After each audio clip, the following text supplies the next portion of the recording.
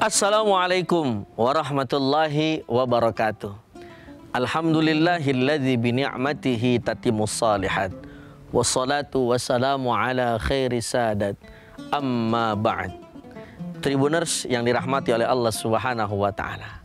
Salah satu yang tercantum di dalam rukun Islam adalah berzakat. Apalagi saat ini kita masuk di dalam bulan suci Ramadan, yang mana selain puasa tentu saja ada kewajiban yang harus kita lakukan, yaitu zakat fitrah. Yang mana zakat ini mempunyai arti adalah mensucikan. Kita tahu bahwasannya Allah Subhanahu wa taala memberikan kita banyak rezeki. Rezeki kita adalah takaran kita, rezeki kita yang tahu hanya kita. Lewat jalur mana kita bisa mendapatkan rezeki itu? Ada yang memang mendapati rezekinya mungkin dari jalur pekerjaannya. Dia kerja dalam 1 bulan 25 hari di satu perusahaan. Ada juga misalkan seorang pengusaha mendapatkan rezekinya dari hasil jeripaya usahanya. Misalkan ada juga sekarang zaman modern orang yang dapat rezekinya misalkan dari Instagramnya. Seorang yang namanya seleb Instagram, bisa jadi uangnya dari dalam Instagram itu. Tentu saja masing-masing manusia punya jalannya. Tapi yang tidak boleh kita lupakan bahwasannya setiap harta yang kita dapatkan ketika itu ada hak zakat yang harus kita berikan. Maka dari itu zakat, kata Syekh Sa'id Ramadan Al-Buti rahimallahu ta'ala di dalam beberapa kitabnya, bahwasannya sebagai manusia yang bertuhan Allah, sebagai manusia yang menjadikan Rasulullah Sallallahu Alaihi Wasallam sebagai uswah, maka ketika mendapatkan harta jangan lupa keluarkan untuk zakatnya. Seorang pedagang, keluarkanlah zakatnya kepada orang yang lain. Kita misalkan, apalagi yang saya ingin tekankan, ketika sebentar lagi puasa berakhir, jangan lupain zakatnya. Berapa nisabnya sesuai yang memang sudah kita ketahui seperti biasa. Sebab zakat fitrah selain mensucikan adalah menyempurnakan daripada ibadah saum kita. Tribuners yang dirahmati oleh Allah Subhanahu wa taala. Terlebih tentu saja Allah Subhanahu wa taala menginginkan setiap hambanya di dalam keberkahan. Bisa jadi zakat fitrah ini menambah makin banyak kita mengeluarkan daripada setiap harta kita.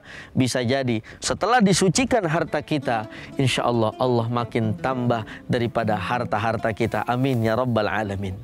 Sesuai dengan firman Allah di dalam surah At-Taubah ayat 130, bahwasannya kita diperintahkan untuk mengambil daripada setiap harta kita untuk sedekah dan zakat kepada orang yang memang berhak menerimanya.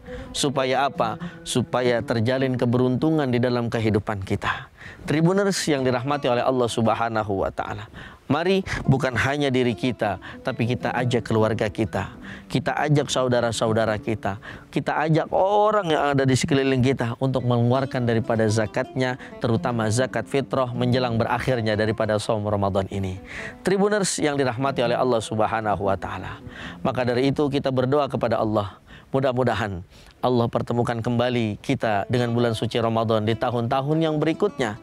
Sehingga dalam keadaan pun mohon maaf, mudah-mudahan dalam keadaan ekonomi kita yang makin meningkat. Sehingga di tahun-tahun berikutnya kita bisa mengeluarkan zakat lebih banyak lagi daripada tahun ini. Amin ya rabbal alamin. Tribuners yang dirahmati oleh Allah Subhanahu wa taala, ini pun telah ditekankan oleh baginda Nabi Muhammad sallallahu alaihi wasallam. Beliau kita tahu adalah seorang pedagang sukses. Dulu bersama Sayyidat Khadijah Al-Kubra, beliau belajar berdagang sehingga menjadi pengusaha hebat.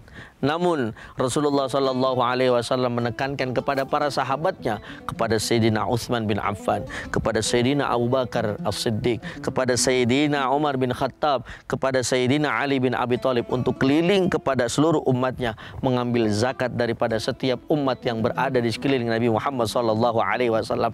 Supaya apa? Supaya ketika dikumpulkan harta daripada zakat, sehingga mereka-mereka yang berhak daripada mendapatkan, sehingga mendapatkan kesejahteraan di dalam kehidupannya. Itulah yang diajarkan oleh Nabi Muhammad SAW.